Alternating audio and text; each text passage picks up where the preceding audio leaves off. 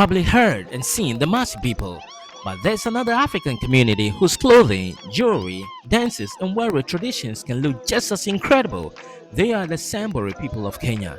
And there's one tradition that makes their culture instantly recognizable. The Samburu people live mainly in northern Kenya, in a region known for its dry landscapes and wildlife. They are closely related to the Masi, but the Samburu have their own language, traditions, clothing, styles, and ceremonies and identity. And one of the first things you notice is the color. Red clothing, beautiful beadwork, elaborate necklaces, bracelets, and distinctive hairstyles can be an important part of the Samburu community. But these decorations aren't simply but good looking. They can communicate age, social status, identity, and participation in important cultural events. Now comes the part that you've probably seen online, the jumping dance. During traditional ceremonies, young Samburu men can perform energetic dances involving rhythmic movements and jumping. And when the singing starts, the atmosphere can completely change.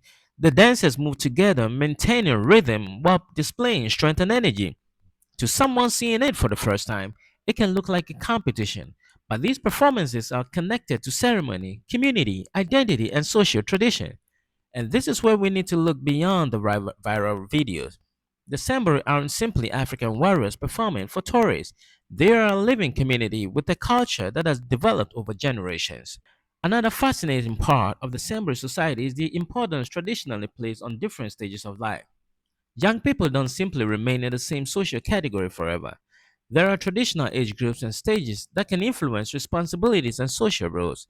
For young men, becoming a Moran, traditionally associated with the warrior stage, has been an important part of the Samburu society. Historically, Moran had responsibilities connected to the protecting of the community and its resources.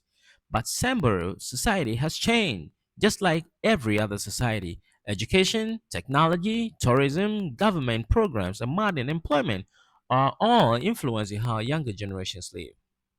And here's the part what I find so fascinating. You can stand in a Samburu society and see two worlds at the same time.